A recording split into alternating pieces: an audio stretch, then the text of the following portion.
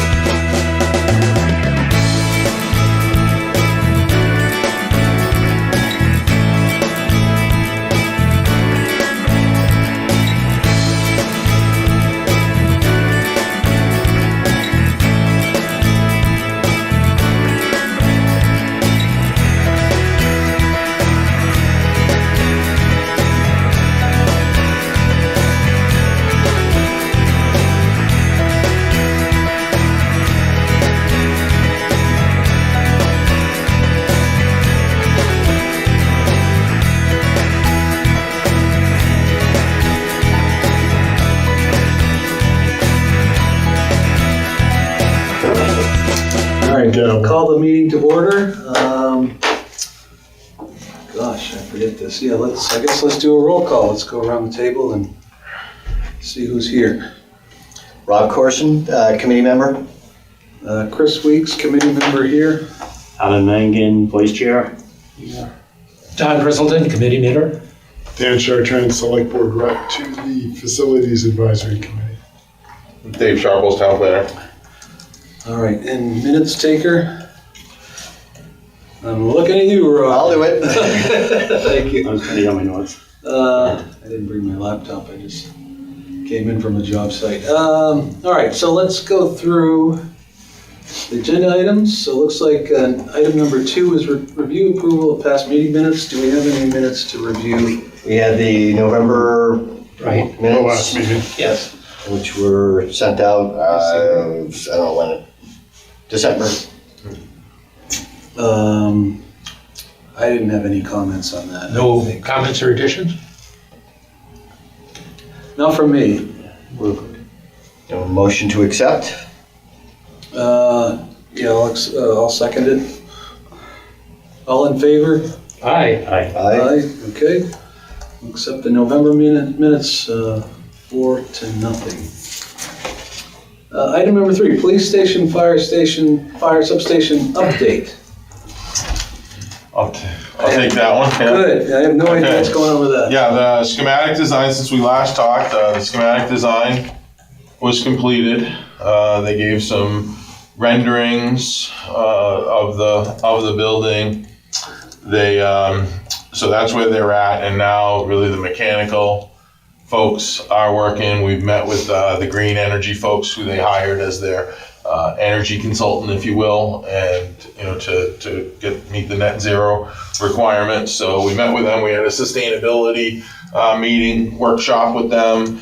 We talked about all the different options with HVAC and VRF systems and pros, cons, and so forth. And they're going back to the table to work on some different concepts and come back with something that a couple of different options for us. But we haven't gotten to that point yet. But we initially met with them. They talked about our goals and our needs for the project.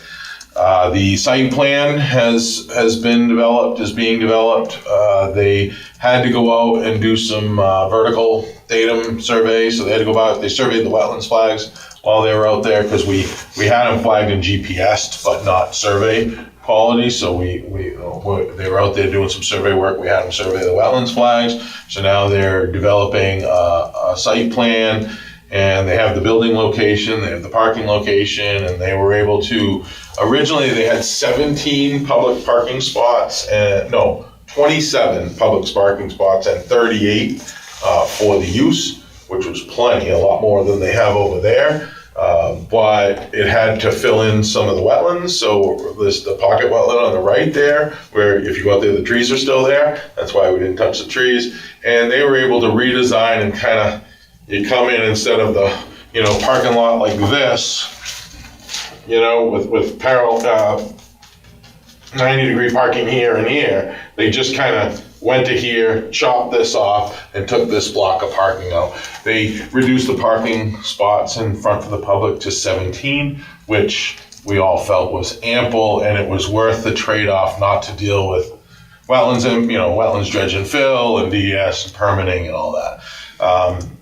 Not that there was probably significant value in that wetland. It was probably created from the drainage. Right, it's probably just an island or a... Yeah, I mean, there's drainage from across the street. The development, the drain pipe across the street comes right there and empties out there. So probably, might have became a wetland, but we didn't want to touch it if we didn't have to. So the site plan, they're working on the grading and drainage plan. That will be next, that they kind of dive into that. We are not subject to our own regulations because we are governmental land use, but they called me and I ran it by the team, and we collectively made the decision that we should meet our stormwater regulations at a minimum. We need to meet our own stormwater regulations. I mean, the planning board's pretty adamant about meeting our stormwater regulations. They don't give waivers for it. People meet it. from nitrogen, phosphorus removal efficiencies, total suspended solids, and so forth. So, it's going to be a little bit of a challenge because it's all rock out there, but they got to do it. So that's what we're committed to doing. And finally, they are starting on cost estimating. They're at that point where they're putting together a cost estimating, and CHA, our owner's project manager, is doing a cost estimate, and Ekman Construction, our CM, our construction manager, is also doing a cost estimate, and they're developing them right now, and then they're going to be done any day, or next week, and then the reconciliation is scheduled for January 29th. That's when they meet and they say, okay, this is what I got, this is what you got, and then whoa, or okay, it's the same. Let's look at it and then compare it to our budget. So we'll have a good idea about where our budget stands and what it's going to cost to do what we currently have designed. So we'll see where we are in the fall, and shortly, like January 29th, we'll know. At least, this is preliminary, so if it does come in above, then we're going to have to, figure out and start, start maneuvering on that. Start shaving stuff. Well, yeah, or value engineering, like Ekman was talking about.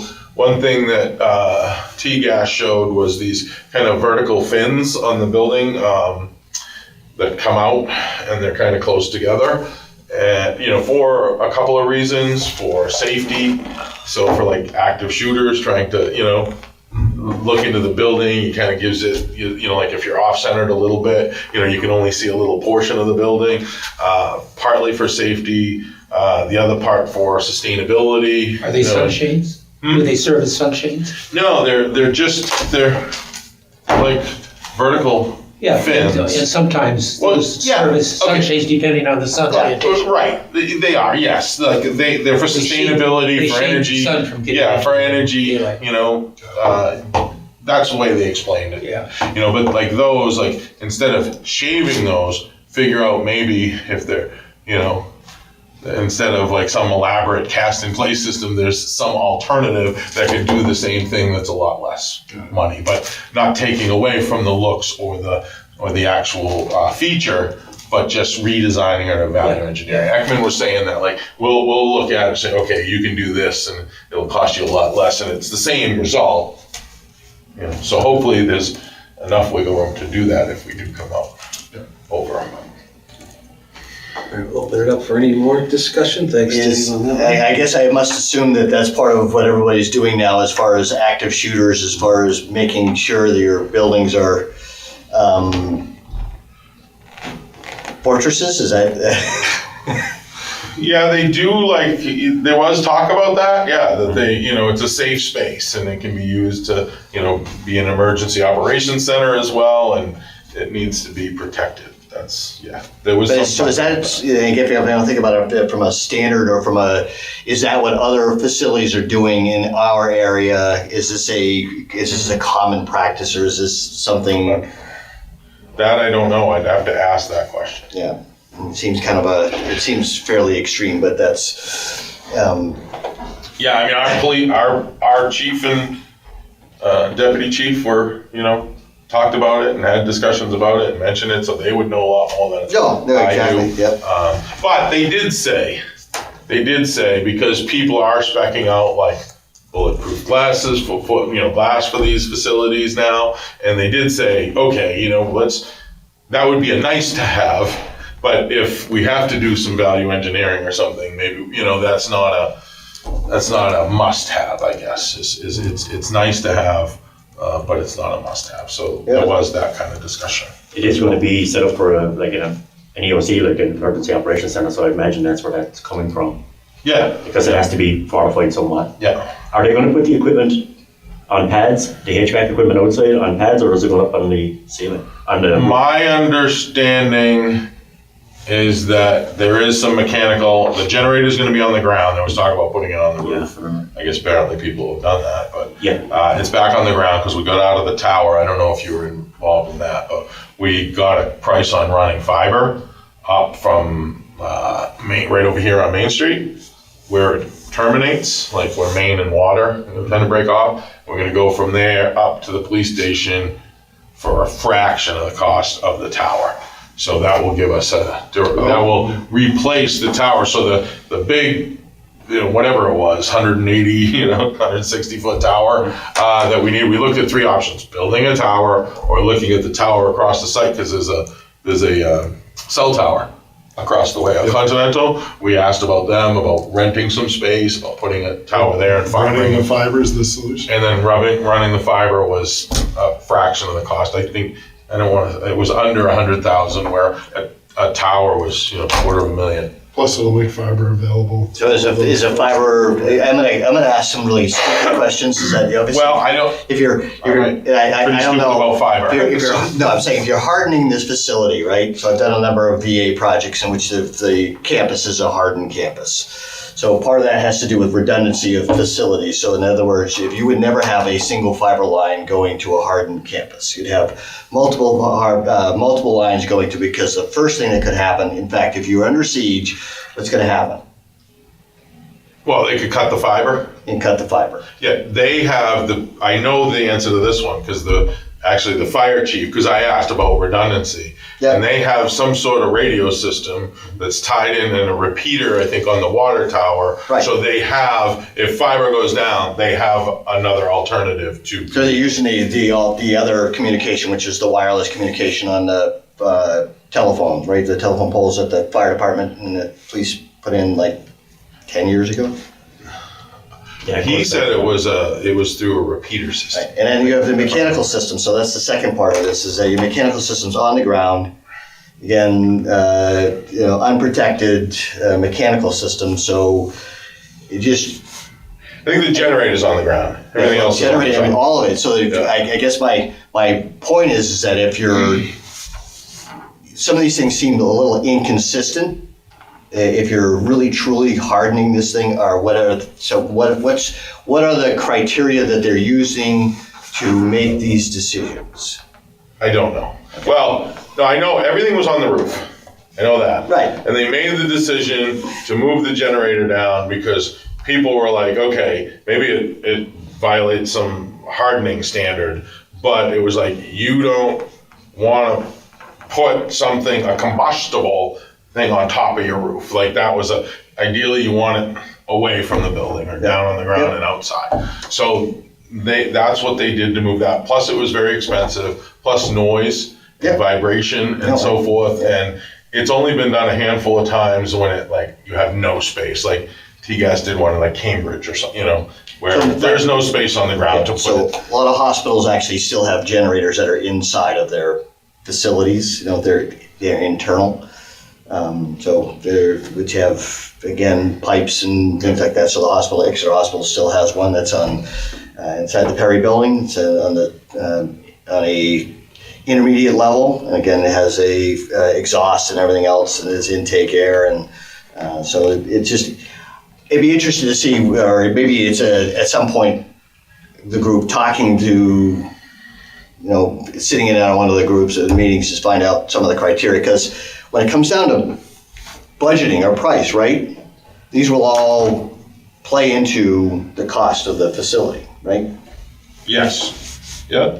So it's just, I think it'd be good for the community to know that ultimately, if we're going to spend more money, why are we spending more money, in what, are each of those decisions mutually, are they, do they work together versus? Yeah, that's not the plan, but No. To spend more money, but we're going to do our best to try. But the generator is behind secured. It's a secured site. The building is situated like this.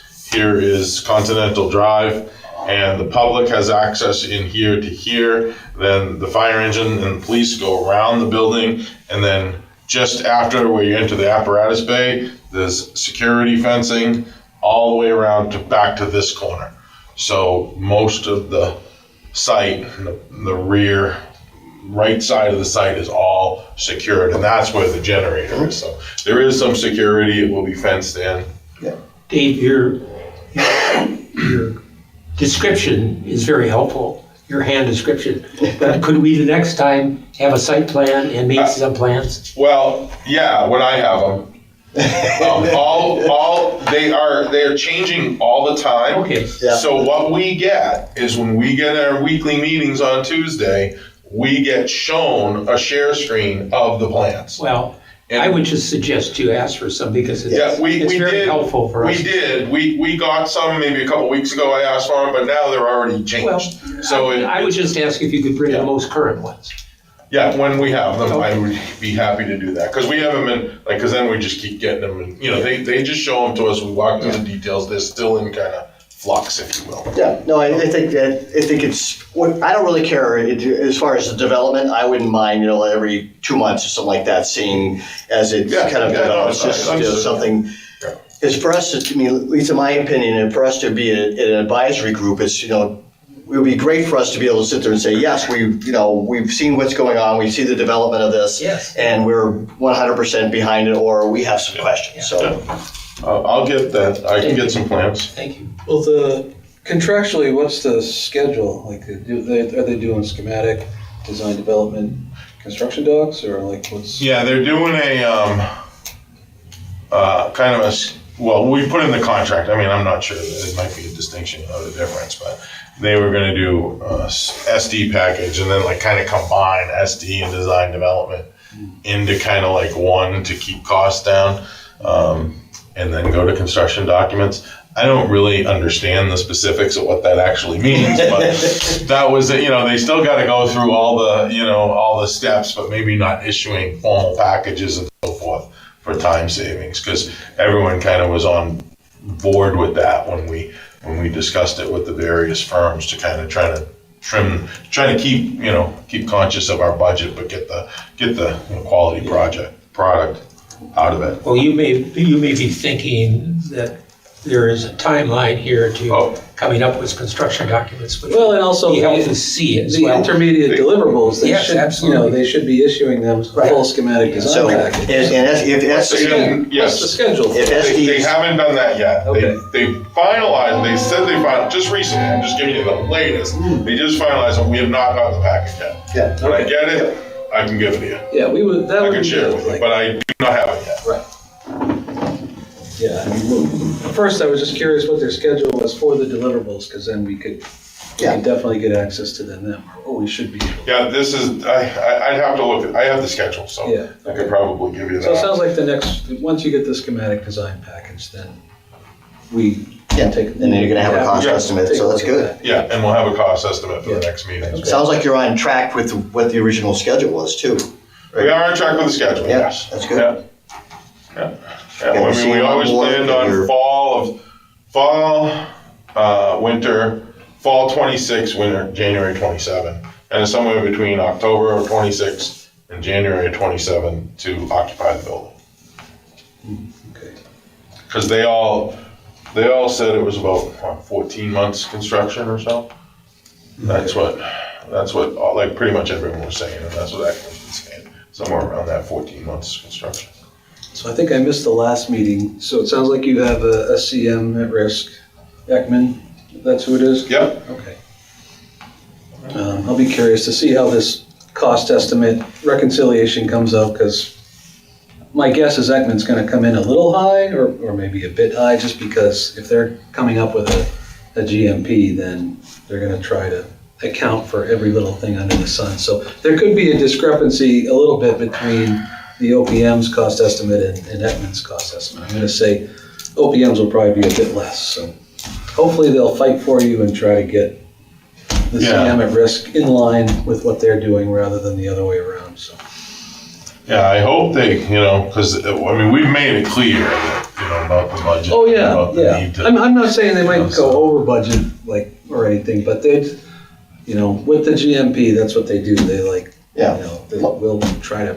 My assumption too is that at this point, they're gonna be carrying some level of contingency, right? So they would have design contingency at X, right? So that as they get closer to the final documents, they'll kind of hone that number in to cover what items are bought out or not bought out or estimated, right? Yeah, what I saw in another police station that was at that schematic design and cost estimating, they included a 5% contingency at that point. Okay, I was gonna say, you could see as much as 10-15% contingency. That But really- I'm not saying that's what they're Yeah, yeah. using, I'm just saying I was just looking at a comparative Yeah. police station that's recently been just, kind of marrying Yeah. our process a little bit ahead of us. They added a 5% contingency. Yeah, so sometimes you'll see it at SD, you might see a 10% or Even 15, and I've then seen, at yeah. DD you would see a 5% and at CD, so it grades down typically, from a little higher percentage and as you get closer to the final, but that's, it's good to have there's a level of contingency. Yeah, that one was a little, I hope we don't come in at that. Their estimate for a similar station, a little bit bigger, but per square foot was about $851 all in. We budgeted $805 all in for what we have now, so. Yep. That, we got some work cut out for us. Yep. Cut out. All right, any other comments on this item? Good. Okay, sounds good. Item number 4, Parks and Rec, 10 Hampton Road. Yes, I don't have any plans on that one either, though. Thank you. Except that you've already got those, the JSA plans. Yeah, we Yeah, did from some a way while back. ago, yeah. Yeah, so that's what they're using kind of for the basis of design, schematic design. What's been happening, we hired Hampshire Development Corp. They've been very good. They went in, they've done some investigatory demolition. They've pretty much got a good handle on what's going to be needed structurally, mechanically. They work, and then we met on site actually the other day, yesterday, and because there was a couple issues we had to work through. One was the wreck on the end of the building toward Hampton Road. They envisioned there's 2 rooms at the end on the second floor, and they ended up taking that wall out between them. But they said if you do that, that's structural, you're going to have to chase that, you're going to put in beams, you're going to run it all the way down to the basement, so that could be an issue. The other one was there's some uneven floors in the older part, and one really bad room. And they took the really bad room out, and then they said, hey, we're recommending fixing this, using some cisterns and whatever, bracing and so forth. And leveling this off, but don't chase it anymore. Because once we start chasing it into other rooms where the floor it's not, you put a level on it, it's not, level, but it's fine, it's like, it's workable. It's going to be office space. It's not going to be program space. And they said, you start chasing that, you don't know what you're getting into. You could be, getting into reframing and so forth. So those 2 items we talked about, and it was great. Instead of the 2 offices here, this wall taken down, we did 2 offices here and took down this wall, which isn't structural. So problem solved. We have the same amount of square footage, in this room is over here. So we solved that to avoid any of that. The other thing we agreed to the floor, do the floor on this one, make it nice, and then just don't chase it anymore. We don't have to. It's fine. The other thing that we're still working out is the end of the building toward the park. There's like kind of two roof heights and The single story. Yep. Well, no, it's 2-story. It doesn't look it kind of, but Yeah. it is. And when you go upstairs, it's it's like this. It's like and they were gonna do a dormer on one side on that, and it was like a 60-foot span. So they did the math on that, and they said, that's going to be a massive piece of steel. 24 inches, I think, high piece of steel, and the tonnage on it. And they came, they're like, how important is it to have, not have supports in that space upstairs? And we realized it was very important. We met on site, and I was like, that's important because we're going to run yoga classes, or dance classes, or kids running around. We want open space. So we actually worked out, they're like, okay, maybe we can just, and Doug Eastman was with us, and he's like, okay, maybe just, instead of dorming on one side, just take that whole second floor off, put a new full, and then truss roof and brace it across. Like put purlings instead of a long beam. So it would probably be about the same cost, but solve our issues. So that's where the things we're kind of working on. We're pretty active with that right now. And that's within budget? Seems to be. That's what everyone, well, we haven't done final costs, but the steel, the steel would, I don't know about the steel. They said that was gonna be What's the budget on it now? 900,000? Yeah, there's a, Well, seems, that would there's a be. huge grant, Rob. There's a huge grant. Right, I know, but I'm saying that would be to do the, like you just said, put new walls and do a whole second level and then egress stairs and all the other. Well, they didn't seem, they seemed, and Doug too, was like, it's almost like labor-wise, you're in, when you're trying to work within instead of just, and then, you know. I just take it, you take square footage, you sit there and say if it's like 30 by, say it's 30 by 50, so it's 1,500 square feet, 1,500 square feet times, $400 a square foot. Yep. It's pretty simple, Yeah. fairly simple math as far as figuring out that, so that'd be a lot of budget. They seem to think, we haven't done that. Okay. They seem to be, we've asked them the whole way. They seem confident that they can do it with the budget we provided. Plus, And so, as opposed to providing, a little more space by creating a dormer, you're actually creating a whole floor, right? yeah, much more space with dormers on both sides. And Yeah, no matter what, it's finished space. So the reality is that whether it's a dormer or whether it's finished space, it seems like if it's still within the 900,000, it seems, it'd be great to see it at some point. Yeah, well, doing it, seems, the options were, that's why we're exploring it, right? So you might be right, who knows? We don't know what this. That includes site But work. keeping that, it wasn't acceptable to put sports in that room. So that was an alternative we have to look at, because that steel is probably going to be just as expensive as doing dormering both sides. That's what they seem to believe, that like doing steel is going to be as expensive, or it's not going to be any more money to do both walls. And then if that doesn't work out, then there's an existing wall that's about 40 feet.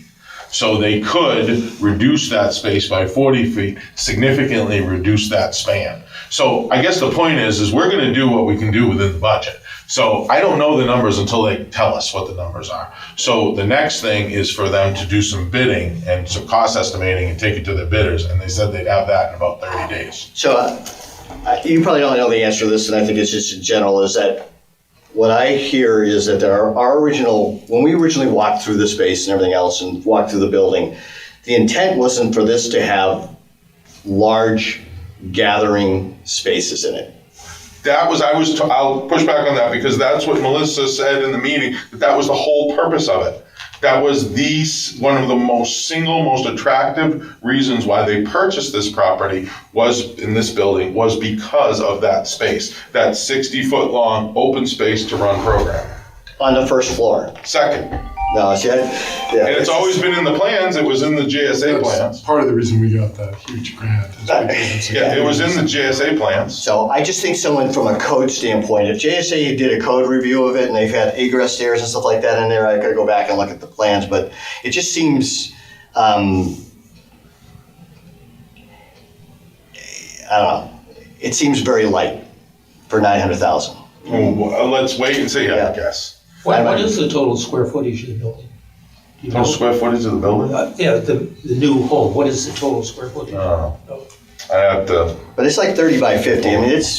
Not just the space, but I was thinking of the whole building. Oh, the whole building? That space was 20. Decent, I don't know, maybe 30, 3,500 square feet. 3,500, like a typical front, middle, small house, yeah. I'm just doing some mental numbers in my head on renovations, See if I have. So it just seems, I don't recall, all I remember is the accessibility upgrades in the elevator. I think I don't remember the retrofit on the second floor. no, I didn't either, I don't remember that either. I didn't see it, so. Yeah, it was always a dormer. There was always a second means egress stairs out the back. Yeah. Well, I'm not. Yeah, so that was always, that was like one of the main reasons that they liked that property was for that, because they have the kids in the summer program and rainy days and so forth, that they're not going to fit them all in that one space, but they could fit a good amount of them, and they have a couple of program spaces in that building. So that was my understanding, but. As opposed to busing them offsite if there's some kind of. Yeah, you can walk, they meet over at the pool and you just walk through the park and boom, you're in, you have a place inside. Yeah. But that, let me, Yeah, I mean, it would be great to see the oh, wait a minute. The latest. I can. latest, and I know they're probably updating plans and things like that as they go, and that and cost estimating. Yeah, they haven't provided any plans, not even for show at this point. Yeah, You know, they're working off the JSA plans, and they're doing investigations, and they're trying to figure it out and putting stuff together. so but they put together like a conceptual budget, right? Oh, yeah, we asked them. Good to see a conceptual budget on what they're. They just sent that to me not too long ago. Yeah. Or did they? Yeah, they were confident in the, And you guys probably have seen GSA plans, but I have not, so maybe. It was a while ago, It was a too. while, Yeah, yeah. but that's a reference point. Yeah, Right. Yeah, and it's, I mean, I don't remember what. just, I mean, a lift itself, I know it's not an elevator, it's just a, yeah, so it's a, probably a $50,000 lift. Yeah. Then you got power, and I don't know, it'd be interesting to get about how much power is actually in the building. You got fire, smoke, there's a lot to it. Yeah, and the upper level is like a 1,500 square foot renovation. Yeah, that does seem like it could get pricey quickly. Yeah, and then you've got site work, right? very little. Very little. I mean. They're gonna put any, gonna pave it or leave it I'm gravel? aware of. No, it's paved now, but what's gravelled out back will stay. How about handicap spots? I mean, I guess I'm looking at the whole, They I'm will make it asking the ADA question. accessible. Okay, so that means you're gonna be doing something there because you have to have, Yeah, but I said minimal. I didn't say none. No. I was like, well, they're not No. ripping it up to, and putting gravel base down and No, paving, I understand. curbing, and they're not doing that. no, But what they're doing, I guess, is going to depend on the budget. We have certain requirements that we have to meet. One, we want to meet for our programming needs. That's a priority. The second priority is meeting the requirements of the grant that we were given. Yes. And those are all tied into energy efficiency. So those are the two most important things. And if for some reason we have to, forego something, it's probably not going to be one of those two things. okay.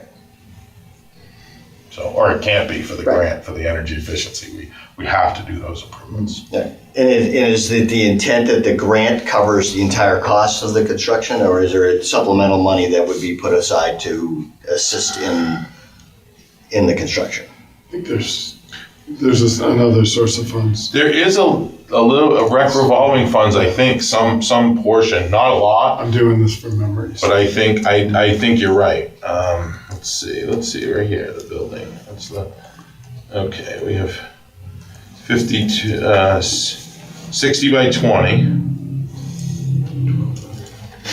In fact, that other source of funds was, yeah, anyway. Can someone do the math on that? Oh, no, it's just 60 by What's that, 20? 60, that's 1,200. 1,200 is 2,400. Yeah, I know 1,200, but then 25 by 20 It's 500. is 500, and then 25 and a 0.6. No, 28.4 times 25.6. About 600. So it's about 600. So we got 1,100. 1,800, 2,300, so 4,600 Yeah. square feet ish. Oh, for the whole building? The whole building. So Yeah, but most of it's not getting renovated. Most of it's staying the way it is. The majority of the square footage is staying where it is. I remember thinking, it's maybe 15. I mean, it was used as office space previously, so. Yeah. Office space doesn't really use. There's a difference between when you have an office space versus when you start to have people who are not there on a common, so it becomes more of a public gathering. So when you have a public gathering space and it relies on the fact that people don't go there every day, don't know how you circulate through the building, where egress is and things like that. So it's just making sure, I think from the community standpoint, it's making sure that we're within the budget, providing the program space, the energy things and everything else, and being within the And I think having that budget, as opposed to going and say, hey, by the way, we can't meet our program need, we're gonna need an extra $400,000, or we're gonna need an extra what? Some additional money to complete the project.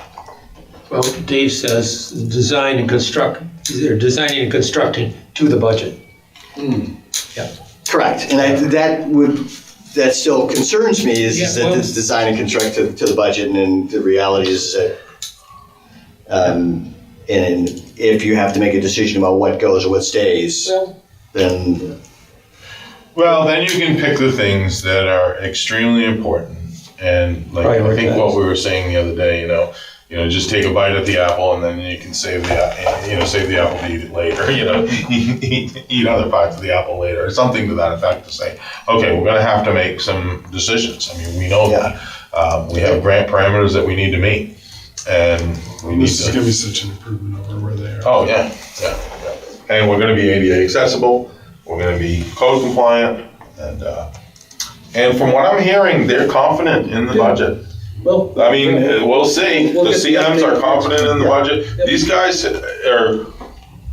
this is their bailiwick. This is what they do. They take old, problematic structures and turn them into functional, very nice functional spaces. They've got a lot of work. The Hampshire Development.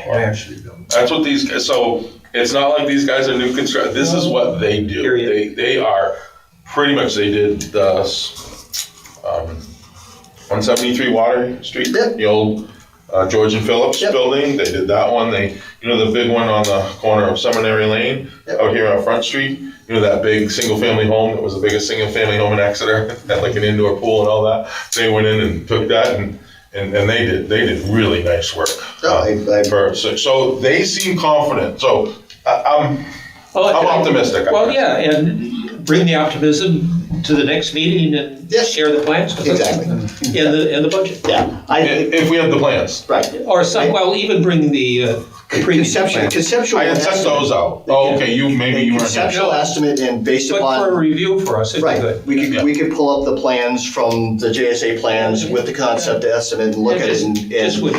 So part of what I see our role here is a checks and balance. We understand that Hampshire Development is a very competent, does a lot of work and everything else, but we are representing the community with our professional experience, just to be that second set of eyes to say, hey, by the way, we're not there to so that's. Yeah. Third set, because there is myself, David Tovey, Greg Bisson, Melissa Roy. We are in every meeting. Yep. We are protecting the interests of the town to make sure, so I appreciate that, but we're also, also acting in that role as well. Okay. Understood. And they have till next August 1st. August 1st of 2025. Yeah. Because it has to be done, but invoices and all have to be done. Done. Are they? Very confident in that as well. They're doing work in the building now. Yeah, they were working on that. They've been working on it. They've been working in there. Yes. Do they have a contract? They have some. Oh yeah, we signed a contract. Yeah, we talked about Or not. Months ago. Let's Couple months ago? clear a lot of time at the next meeting to go through the details as presented to us at that point. Sure. If I have anything new, Oh, okay. I'll give you what I got. Yeah, or just whatever Just we have. an update. Well, All right, any other comments on Parks and Rec? All right, move on to item 5, Space Needs Assessment. Follow-up from last meeting. So I thought that we had scheduled something in December for a space needs assessment, but then that got canceled. Yeah. Correct. Yeah, and then. Hey, here's the guy who can fill us in on. Sorry to wait. Hopefully you guys got everything set. Everything's all done? Good, yeah, let's go. We're on number 5 on the agenda. It's only 6, right? 6 items? Well, there's 9 there, but we're just started. I was just recalling that we had Yeah. scheduled a space needs assessment for sometime in December, but then that got pushed. Right. And now we've got to schedule it again.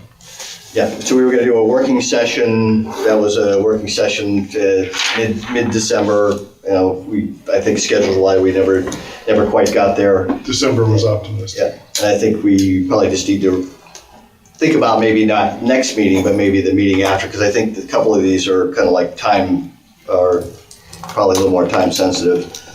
The project reviews. Yeah, so maybe in the March meeting, we could look at doing a kind of working session on the space needed, you know, kind of outlining what that is. Does that?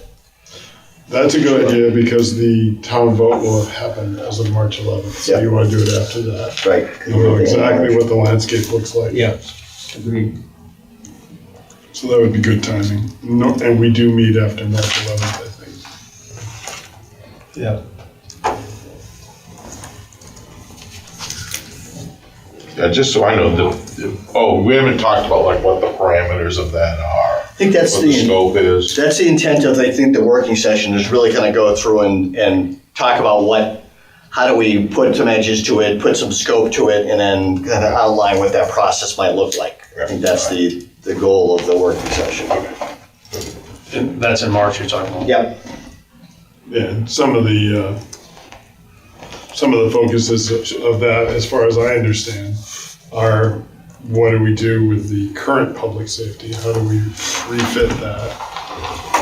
What do we do with the current Parks and Rec facility on Court Street? So those are two. There's some things that are going on with, I don't know if you read Seacoast Online, but there's some things going on with the town hall. Yep. They've made some suggestions for, a phased refit of the town hall to make it more usable and accessible. So those are three big ones right there. Right. Would be in a space needs assessment, I would think. Right. Any others that are important in that? Did you mention Public Works? Yeah, DPW's been. DPW is a big one. It's, Love that. Talking Thank about you. that. yeah. So So, there's four right there. Right. And I think And those those are are- four big chunks. Yeah. Yeah. This building might get worth a little bit of view, So there's five. just because we're, Town offices. carving it up. And Yeah. I mean, we tried to put that mezzanine up there so we could have office space, but it's getting a little, And we are starting to see town office functions go outside of this building. We're using the lower level of the town hall for finance.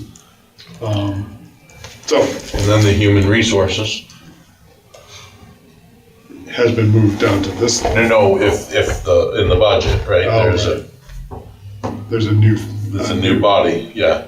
So, person. If the town, If the town does, but something, we're hoping. Dan, what was, I missed the first one. public safety. Public safety. Refit of public safety, what do we do with the current Parks and Rec building, town hall, town offices, Public Works. DPW. and DPW. really the only thing we're all set on is fire and PD. We just did a space needs assessment and we're building a building hopefully to accommodate it for the next 20 plus years. And the new Parks and Rec building. And the new parks. Right, at least I hope. And that should be good for a while. And so we just to give you an update on that, we just talked about that, and that next meeting, whatever material we have to date, we're going to try to pull that together and have a discussion about that project. And it sounds like there's just going over the scope so we understand it more clearly, the estimate, and really just have a better understanding of what's happening. That's a design build, right?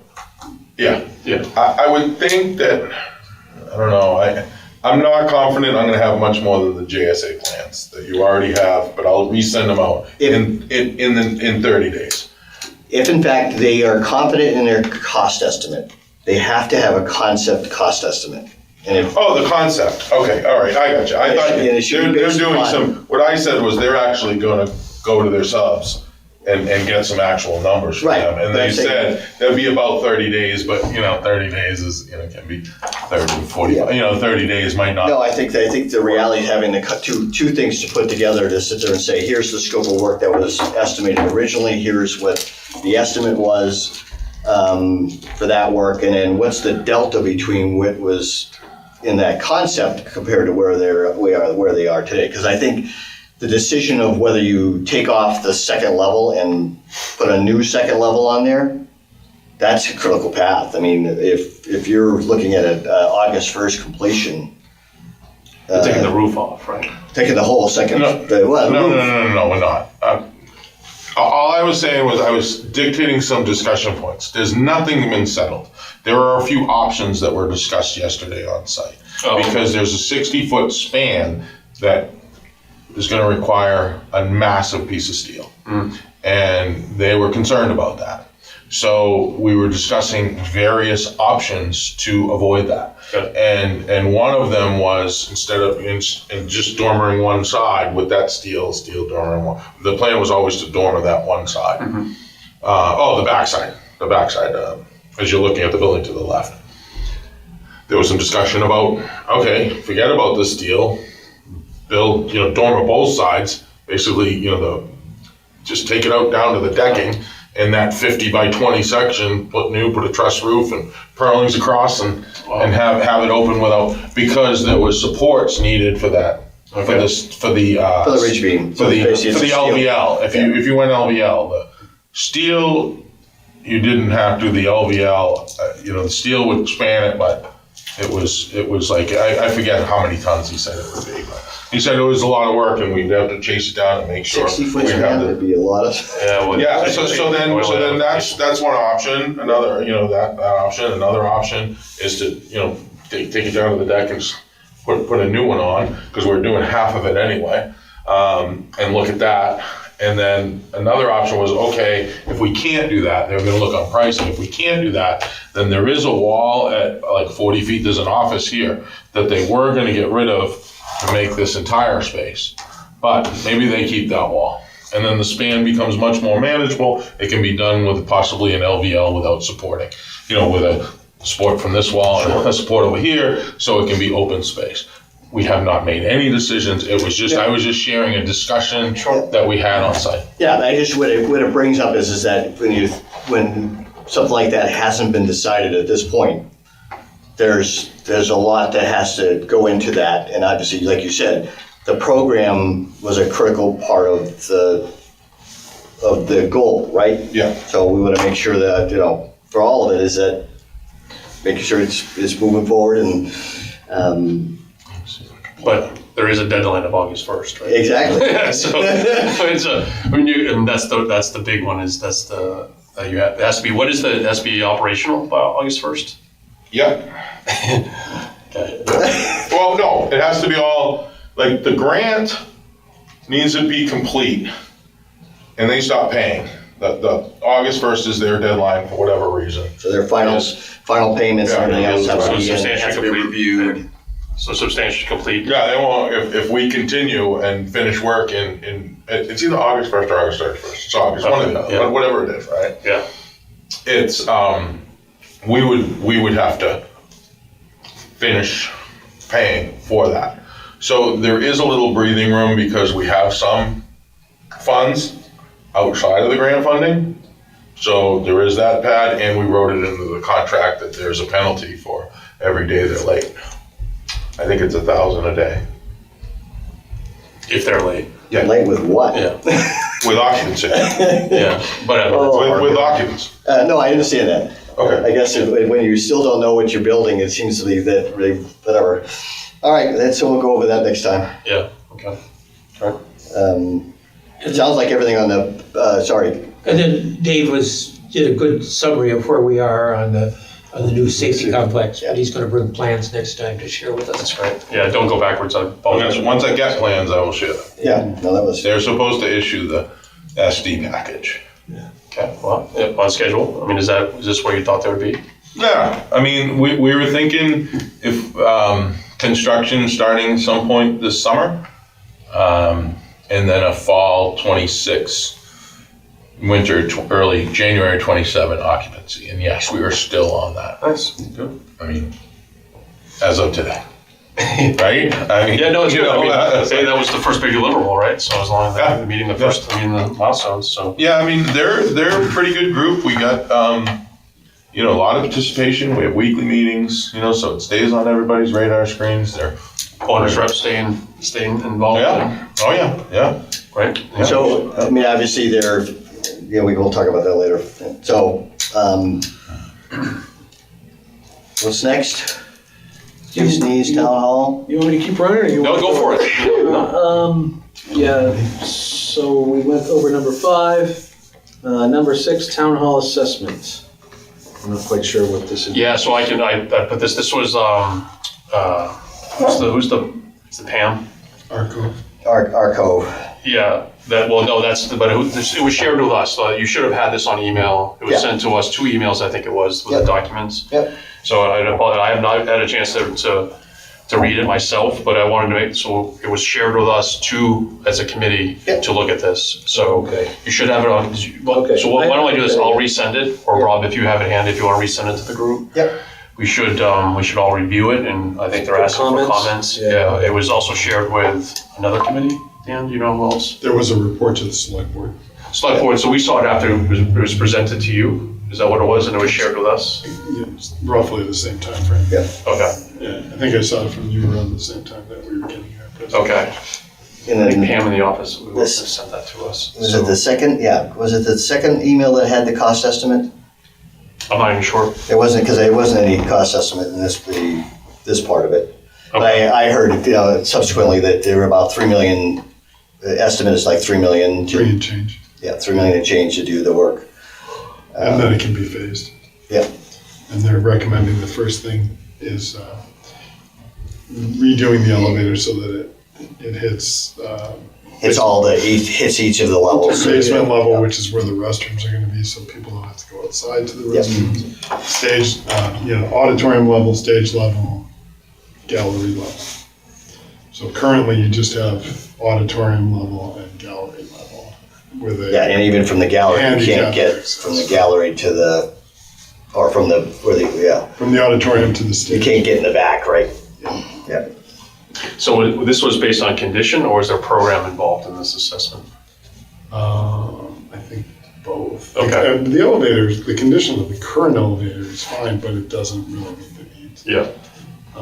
It was built by a art committee to allow them to access the gallery that they were responsible. Yeah, so there wasn't a program that was associated with that came with the report. It'd probably be good to get a copy of the actual, what the program is, because it doesn't really, you can kind of go through and see what the areas of construction are, but it really doesn't talk about what the goal was, right?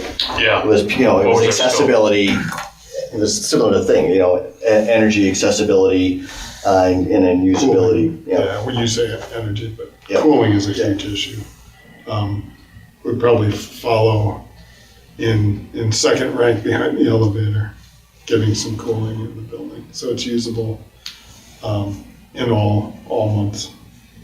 So can we, as a committee, can we make this a big agenda topic for the next meeting, that we kind I of think- review it? We can all have time to Yes. read the reports. When do they need it back, or what is this for? I think it was just shared with us. I don't Just think there was a shared, deadline. it wasn't a timeline. Is Yeah, it a presentation or a grant application or something, or what is it? I don't think so.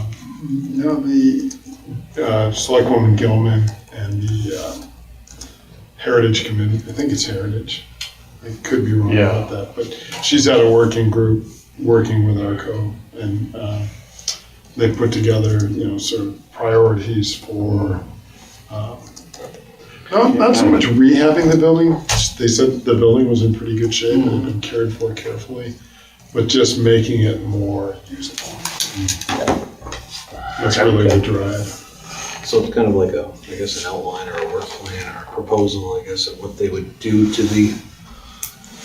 There's nothing specific, I mean, I think it's more, at least what I got out of the report was more of a general of it, from a layout and from a space standpoint, like you said, access The elevator stuff is to pretty elevator, access to bathrooms, because it looks like they've added a bunch of bathrooms at each level to have bathroom access. Was it like code upgrades? So is that, it must be Code upgrades, a big yeah. part of it? Yep. Yeah.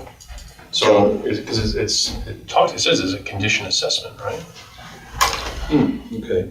Yeah, they've already done, they did a conditions assessment already. That was earlier. They did one, I think, last year, right? I think that was, In response to the yeah, in which the they, Labor Department or OSHA Okay, yeah, so it was, identified problems with the building.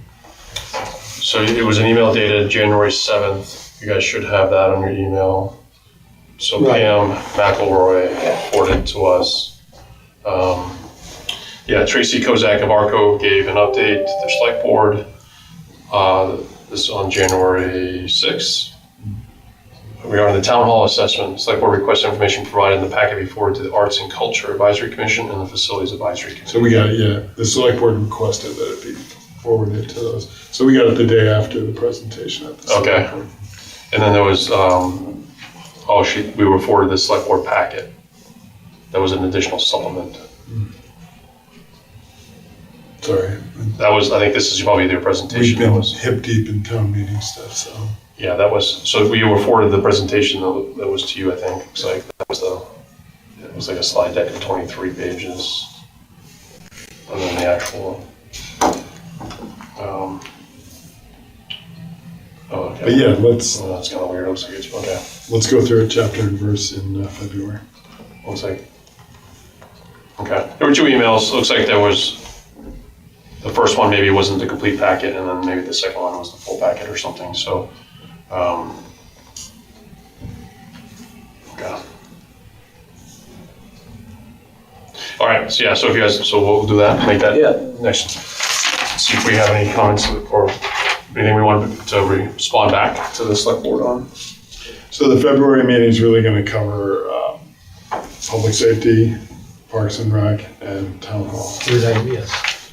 And then March meeting will be the space needs assessment.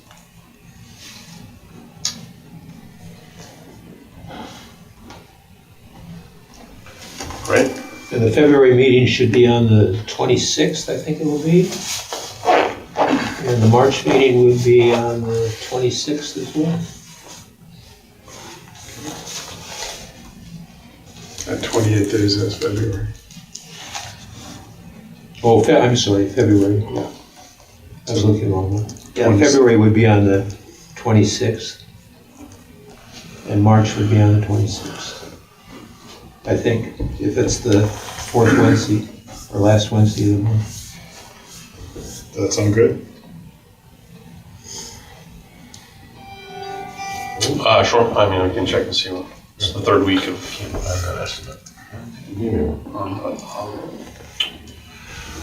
Okay, so what do we have?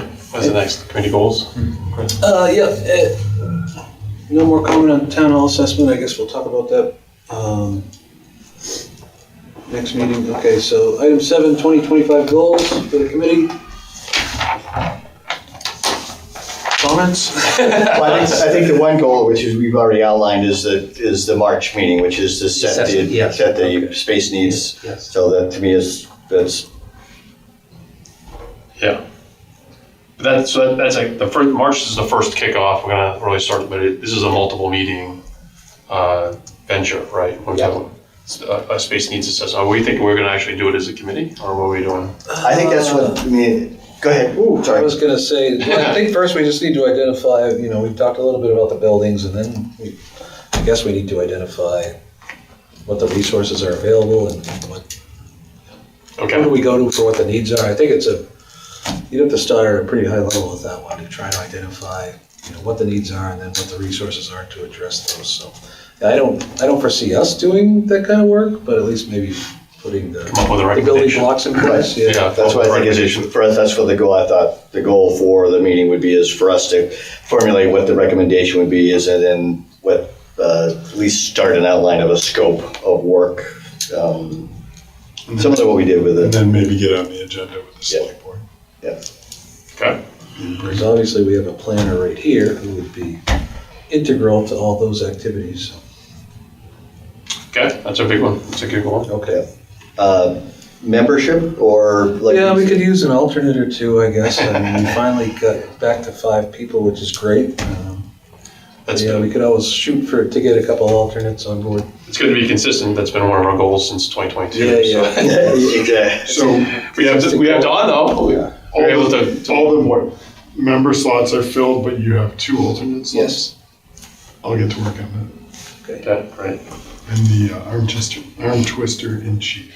Yeah, and the way, like, I might have trouble hitting one of the next 2 meetings, so, I mean, there's always an opportunity for an alternate to get in here and be a voting member. I mean, if all 5 of us are here, then technically they can't vote, but if one of us or 2 of us can't make a meeting for some reason, then the alternates, I can think of a they couple. round out the 5 people, then they can be voting, so they can be just as an active participant as the 5. I can think of a couple people I can approach about those alternate spots.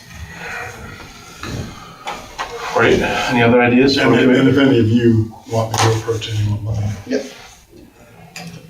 Oh, goals. I don't know. The world is so full of like all these performance metrics and things, and then tracking how you measure these performance metrics. And Yeah. I think we're a little more local than that, yeah. It's good that we can establish our metrics and then we report ourselves on metrics, Yeah. right? So we have a good control on the before and after, so it's There always is, nice. yeah, so. No one else is telling us this is your goal, we're gonna do it, so. And I think out of that discussion, some will come, you know, Yeah. Yeah. these conversations are heading in the right direction. I mean, we always will have a committee goal is to support the projects that are ongoing, right? Yeah, So, yeah. I mean, that's, but yeah, That's a I generic guess one, goal so. versus what's the main crux or the main thrust of the committee. I mean, what's helpful is you guys know, at the end of the year, we report about it, right? So it's just good to, I don't know where those reports go.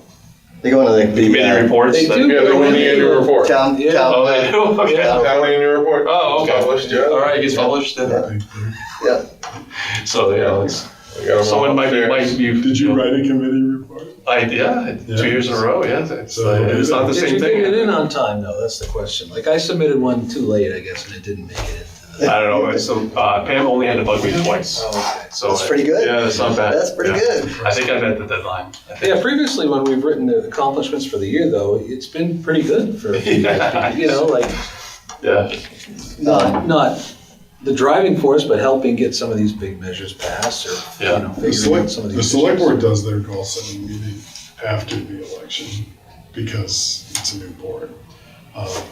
So that may be a time to look at goals in the April meeting. okay.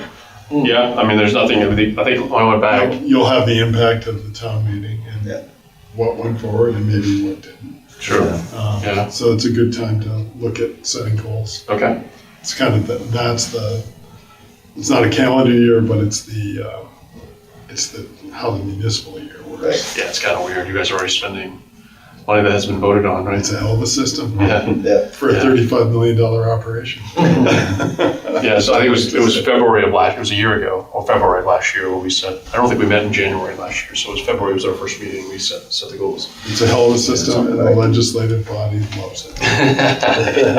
I think the only other item we had talked about before was the, anything that on the FCA, continuation of. Yeah, Oh, yeah. that's a good FCA. one. Yep, that's a I great think that was Yeah, the we last had, one.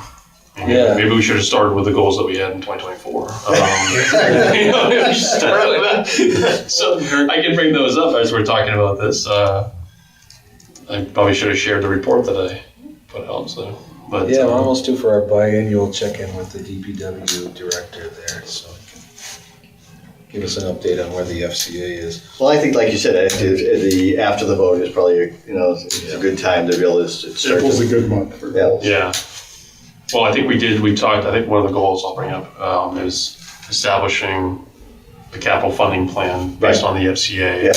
We started, that's why we had that presentation from DPW, right, about the reports and that sort of thing, so.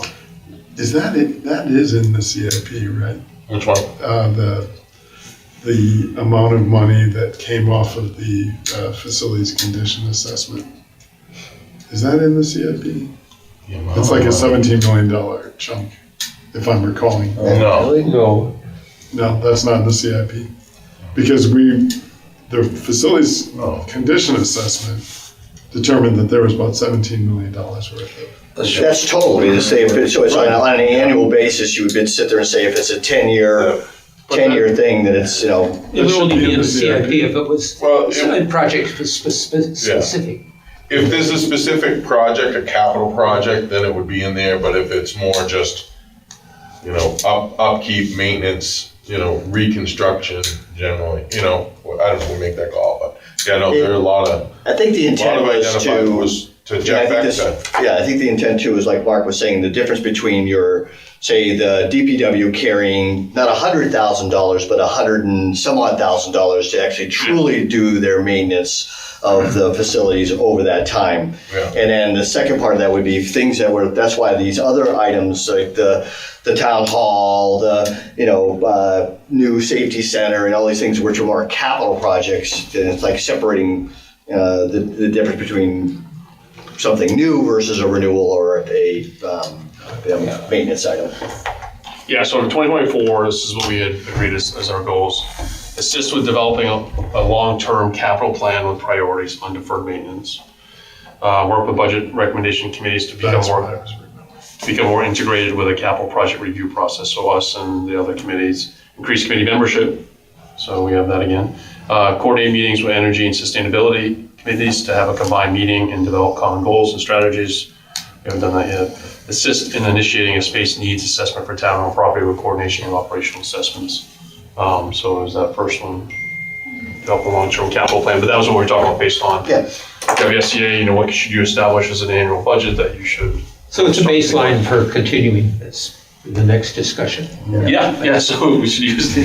Can we copy that and paste it? Yes, we can. I mean, they're also, what did I even say we did? The worthy goals. Those are our goals in 2024, so. We showed up. We showed up to 8 meetings and we did. Yeah, well, we have done, We've heard we lots checked the of box on membership. Yeah. I always look back at your charge, like what is your overall purpose of the committee? And I got it here, and just to give kudos, the first purpose of this committee is second one. There's no particular order of importance here. Develop a quantifying data-driven facilities assessment and analysis methodology and process that informs decision makers, enables priority among capital improvement program, replacement, renovation, and maintenance projects. You've done that. Nice. Yeah, that's why I said we should disband. You pulled up some. No, there's other ones. No, There's other ones. that's not a one-off. It's more. The other one That's is not a one-off. assess and analyze That's municipally owned. repetitious. Assess. Each year an assessment and maybe a 4 or 5 year renewal. update. Do you have this? Does everyone have this? We should. It's always good. You reminded me of it. Yeah, when you we'll said send it general to them. purpose. Send it It's to always them. good It would be good. to revisit your charge and it informs your Yeah, Mark had goals. said Those are all right on. Last I year's think it goals. actually is even posted on the It is. in the website. Yeah. Which is how you found it. That's where I got it. Yeah. So, assess and analyze municipally owned facilities in order to prioritize physical plant needs and budgets. I mean, that's kind of what we're talking about. Talks about advise select board, budget recommendation committee, DPW. we Work go. with other See? committees. I mean, it's all right there. Good Yeah. job. Well, Peter Lennon caught a lot of that early on. That's a lot of his authorship, I'd say. Yeah. Yeah, because that was one of the first years we worked to update that chart. Yeah. He's going on to bigger and better things. As a trustee. Yes. Just sitting on a big pile of money now. Yeah. He's taken us to a new level on that. Yeah, he's very thorough. I like Peter. I talked to him the other day. You got it. Well, it's what he did for the government, right? He's a bulldozer. He's trained us. Where'd that penny go? It was a good number. I do have a little small report on new business, if I can jump to I think it. we're there. So what do we? So the 2025 goals. So we're gonna build up. Yeah, we'll 2024, recycle that. and then update it a little bit. I So actually have a goal-setting exercise in April. I really do. okay, all right. So I think that's the time to do it, all right. So we're going to. if I can be bold enough to do it. No, so what I will do, I will share the annual report, and then in April, we'll target to really have a dedicated meeting for 2025 goals. That could Yes. be the focus of the 2025 and beyond. So, all right, so, send. So we have our work plan for February, March, and April. Yeah. Yes, we do. We've done some quarterly goals right there. Exactly. Okay, so April. You did. Goal setting. Okay. So, new business? New business. So if I can- Yeah, let's move on to new if I can business. jump in. Sure. Both Don and I are serving on kind of a ad hoc train committee Station committee. Train station committee, thank you. Don is in there as a interested citizen and active member of Previous the whole station Downeaster. committee. Yeah. And I'm there actually not as a select board member, but as a business person in town. I was recruited to be on that. So I gotta keep track of which hat I have on. But we are, I've been reporting out to the select board after we meet each month. And the select board is actually getting serious about turning this into an official ad hoc committee of the town. And that might happen April or May. And so just to report that there's activity towards actually getting, what did we decide, a study in 2026 on the ballot. Yeah, I was going to say the objective or the goal is to have some type of station amenities which would come to a facility some type of building, been a little bit of concept thinking of what that could be, because all we have right now is a platform. There's no bathrooms, there's no real protected area of waiting, and the Downeaster ridership is growing. And if we're going to make this a destination for the town, for people to come, and all the good things that come out of public transportation to a destination, you've got to have something there for them to get on, to get off, to have amenities. Also integrate that in some way into the Lincoln Street setting with wayfinding and signage and such, so that people can find their way. And so we've started to work on a timeline for this. In fact, I shared it back in November with some of you. It's been updated since then. It's going to be updated for the next meeting. But it's a 3-year timeline of how we can get from where we are now to actually, it may be a 4-year, but where we are now to where we could get a completed facility of some type up there. And so this is the beginning process of Thank you. putting something together. So much more eloquent than what I was planning to say. So just heads up Great. to the Facilities Advisory Committee. So I probably will have something a little more specific as an update to what you already saw from the next meeting that we have in February. So when I get that updated, I'll share that with you. But there's some interest, there's some energy starting to develop. Yeah, and there's a lot of interesting partners at the table in this kind of round table that's been put together, including the Chamber of Commerce, which is currently a tenant of the town. They're interested in supporting the development of the station and potentially moving their offices there, but that's way down the line. But they might have some money to put towards this project as well. So just to refresh, the train station is a town-owned property? Yes. And is the parking lot next to it town-owned? Yes. Yes. How about the building or the draperies or the red building by the parking lot? Is that It's privately owned. Yeah. Oh. And I don't know anything about Just for a correction, Mark, the platform is a town facility, we take care of it, but it's on CSX property under lease. The parking lot is town owned. Okay. But the Do station. we know where the line is? Do we own the sidewalk? No, Do we own the sidewalk between the parking lot and the... the CX property comes up to the curb line. So we own the pavement to the curb line. Yes. They own the sidewalk and the platform. they do. They own that land. Yes, Okay. yes. And So how about building in it? Oh, sorry. No, go ahead. How about building in that space under CSX? How they? It would probably be difficult. Okay. So you're looking elsewhere, I guess. Well, we're looking at something outside of that boundary. Okay, to start got with. It would be difficult with CSX up there. So you're basically going to be doing a kind of a program analysis and kind of putting together a program for what amenities and what things like signage and other things that would be. And then using our frequent terms that we use, a timeline to get from where we are to an actual completion of the building. Would the intent be to maintain the level of parking there now, or grow it, or shrink it? Or Well, how? we would probably, if this, we're thinking so far, we'd probably lose some parking spots, but we are also looking at some parking alternatives. to make up for that? We know we can't shrink it. Yeah. It has to grow. Okay. Yeah, it's tight in there.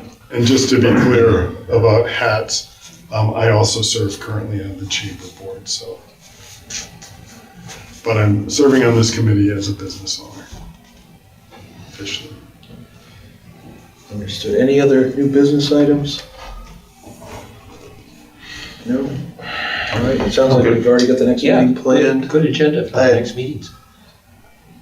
I have one item, I'm not sure where did we end up with the whole parking analysis downtown?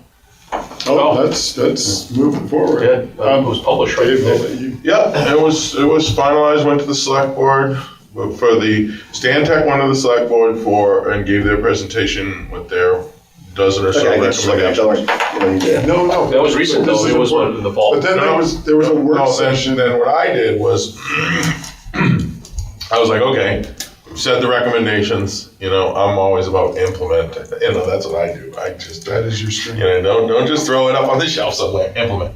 So I went to the select board, I attended the select board meeting, I don't know, a couple months ago? Yeah, we had a work session. Yeah, work session, and I went through each of the recommendations. We did it internally first, and we went through all the recommendations, and we provided input. Fire chief, police chief, deputy chief, town manager, everybody was kind of DPW. We were all involved. We chewed up each one, and we had a recommendation. Some were okay, nice to have, put it in the back burner. Let's see how it develops, like ambassadors, that, like a couple of things. But then we're like, okay, move forward. Select board agreed with the recommendations as we presented them, and then I have And there's a very important phasing aspect to the recommendations. Like some recommendations lead to the ability to do more complex recommendations later. So we were able to really say, let's work on these 3 things first, 3 or 4 things. And they were, pursuing better wayfinding. Help me, Dave. parking runway finding, No, the result. paid parking, Paid parking in the prime parking spots that are currently clogged with all-day parkers who work at offices above and below retail shops. The study found very clearly that there's stretches of Water Street that are clogged by all-day parkers because we no longer enforce two-hour parking because of the court decision. And the third thing was really trying to sort out sort of the parking situation on Court, Elm, and yeah, that was part of the whole. and that impacts Spring. the academy. What's the next Tan one? Lane. Yeah, no, Tan Lane is your Elm, term. if you're going to those streets, Court. Elm, Elliott. Elliott, thank you. Oh, Elliott. Court, Elm, and Elliott. Elliott, which are currently really, it's the Wild West on those 3 streets. And especially Elm and Elliott are totally dominated by academy students, staff. And so really trying to organize permitted parking on those streets and then getting academy folks to park in the parking ramp that was built underneath, which is less convenient, but that was always the vision of how it was going to go. So wayfinding, paid parking downtown, and permitted parking on some of those ancillary streets so that those all-day parkers have a place to get a permit and park. How do we find that present? That was on a select board presentation? Yeah, it was on this I forget what meeting it was, but But the parking studies recommendations, there's like 10 to 12. there's 12 of them. 12, yeah. But then you boil that down to your recommendations. Well, these are the 3 that we were told by, our staff side advisors were the first things that we're going to unlock other recommendations and make those more doable. Correct. It's a 'cause great report. Yeah, we were looking, like, one of the recommendations is reconfigure the bandstand, take traffic off of the west side of the bandstand, move it all onto the east side, make a four-way stop down that here, one. and then you could make this open space, like a pedestrian mall type area in front of the town hall, right? Well, okay, we gotta flesh out some things first before we tackle that one. So we kind of did them in order, like Dan said. In like, my mind- okay, these are the priorities. So much of the congestion in the downtown is from people looking for parking.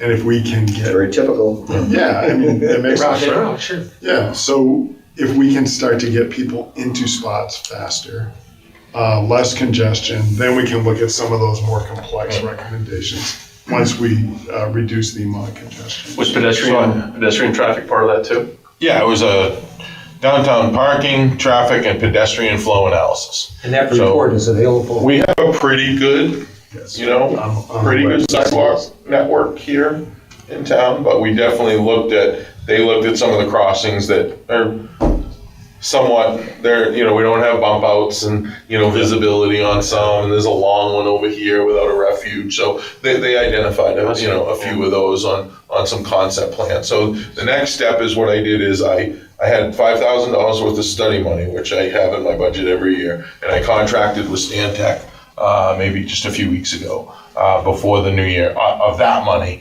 And then if I get more, I will do that, and they're going to continue kind of further developing. The first thing they're going to do is pay parking. They're going to look at, do an analysis. See, in this day and age, it's so simple with, all these services, With the and actually the apps, it's just, Yeah. But they got to figure out where's the parking. I constantly have people stopping into the bookstore to engage me on, don't do paid parking. And I said, well, have you read the report? I'm like, no, I don't need to read it. I'm like, no, you need to read the report. I mean, it's just, come on, There's still want to pay. And that comes back to what we were talking about before, because there's parking at the station, which has to be considered in this. You perhaps don't realize, but there's probably right now, probably 20 spots up there that are taken by people that come in and just park there on the, they park there for a month. Where, Don? At the public safety company? They park. Yeah. Oh, yeah. Yeah. Crazy. Yeah, you see these cars with snow on them, and they stay snow for months. Wow. I mean, when I was looking at, that's why we instituted we voted to put paid parking on the train station, right? And we were ready to implement it, and then COVID hit. Yeah. Oh, wow. And, went from But 100% to it's zero. all part, the parking's an amoeba that you squish here and it comes out there, it's a balloon. And so all of this has to fit in together in the discussion. You asked about a parking ramp. The most surprising thing that came out of the study is we have more parking than we need. We're not organizing it correctly. Right, it's not in the right place. Or we don't enforce it. And that's the first. We have 2-hour parking, Let's but- get a little more organized. Yeah, I remember that we were one of the work sessions. More often. Yeah, I mean, one of the work sessions even, Like the but town lot. I mean, I You think see some of in the the middle of the night, parking he you're was gonna park counting there all night. was, it's not good parking, right? I mean, I think it's But it not. could be good if we Yeah. organized it differently. Yeah. Yeah. No, that's part of it. It's like management. Nowadays, technology allows you to manage this much better. It's much easier to manage it. In fact, the data collection, whether you actually charge somebody or not, the data collection is as important as the money. So you could have a spot, you could still have a unpaid, but you gotta program yourself in. Yeah. But the data that you have, how long did that person stay there? Correct. How long? Now you know. The exhaustive information coming Yeah. off Yeah, of that. exactly. So the next time you need to do a parking study, can you give me a report? We did. You're done. But they had to do it manually. Yes, of course. We didn't have people doing it on a phone. So I've been they doing actually, it manually for 30 years. I can Yeah. point to Out the the 10 window. cars that were, within so many yards of the bookstore. That's good. I'm glad that was a good study. And I have one goal to add. Oh. This comes from Steve Jones. Is if you ever went to one of his meetings of the park, he allows an hour. Fairpoint Park. And at the hour, it stops. No matter what. It stops. No matter what, it stops. Mid-sentence. And I'm not suggesting an hour. Yeah. I'm just suggesting that we Close should to have a 90 time. minutes. And I say that tongue in cheek, but. good idea. Well, on that note, I think we're Stop there at the end of the But it's really fun to watch it because that's it. Adjourned? Good. Yeah, motion to adjourn. Second. Second, all in favor? Oh, good. Good meeting Aye. tonight. Yeah. All right, gavel. Meeting is- Thank you for tuning in to Exeter TV. Exeter TV is the town's public and government access channels, available on Comcast channels 6 and 22. Channel 6 is your channel. If you have an idea for a program, want to host your own talk show, or submit a film, we're here to get your content on television. On Channel 22, we bring you live and replay coverage of government meetings and other town updates. A third channel, Blue Hawk Media, is operated by SAU 16 and can be found on Channel 8, with all your school sports, events, and meetings.